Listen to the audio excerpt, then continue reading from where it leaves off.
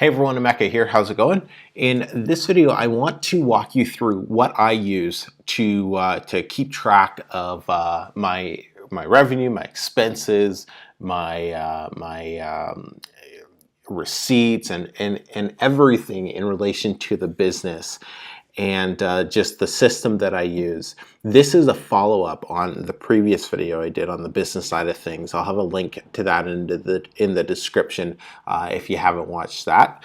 But yeah, so let's dive into it. All right. So I'll go through, well, why don't I go through this first? So this is the spreadsheet I use, my profit loss statement, guess what I call it here. And I just have my revenue for the months of the year, my expenses, then this is the profit or the loss, and then down here the totals. Really straightforward. And then over on the per month, so this is what I do at the beginning of or the end of every month. And I have my VA. She pulls all the data from CreateSpace and KDP and all of that. Sends me a spreadsheet form, and I just enter it into the months here, and voila, I get this. It's really straightforward. Here I have all my expenses listed out here. I guess over here. And then I just put down all of the totals from added up from all the receipts, and I'll show you those in a second. So when I'm going through my when I go through my monthly income report on my channel here, this is where I'm reading the numbers from. So I've done this already, and then I just go through the report.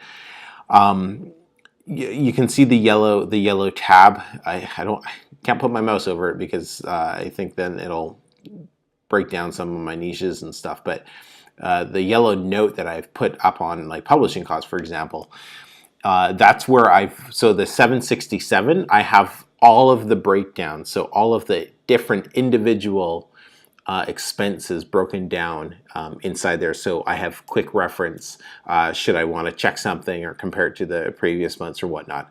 I'm able to do that, and I do that for anything that has a large anomaly.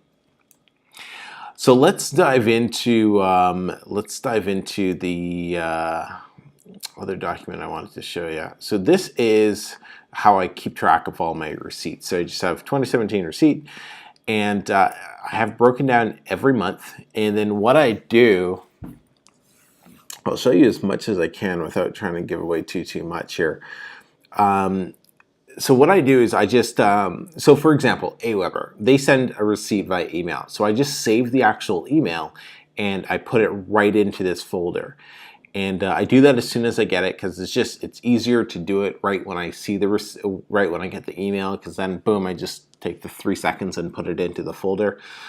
And then at the end of every month, I just go through and I get like book covers, and so this is from Fiverr, and where do I get this? Oh, I go through my PayPal. So on my PayPal, and I just do a print and save it as a PDF, and I just save all, so these are all the book covers that I got made, or the different charges that related to book covers from PayPal. Fiverr, same thing. This was obviously a description. For some reason I got that in an email there.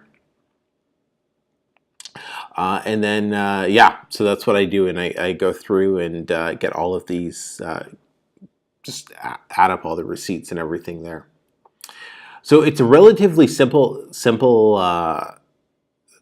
process. It takes a bit of time, but it's important, because then I know exactly where my business is at, what my expenses are at, and I can compare it to the previous month's expenses. I remember doing that for March. For March, I wanted my expenses on publishing down, so I brought it down by just over $200 for April, and for May, I've budgeted my publishing expenses to be under $500, just so I can.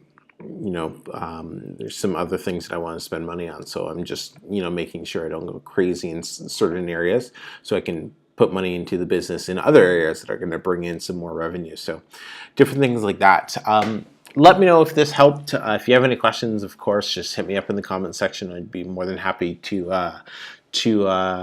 answer them. And yeah, speak to you guys soon.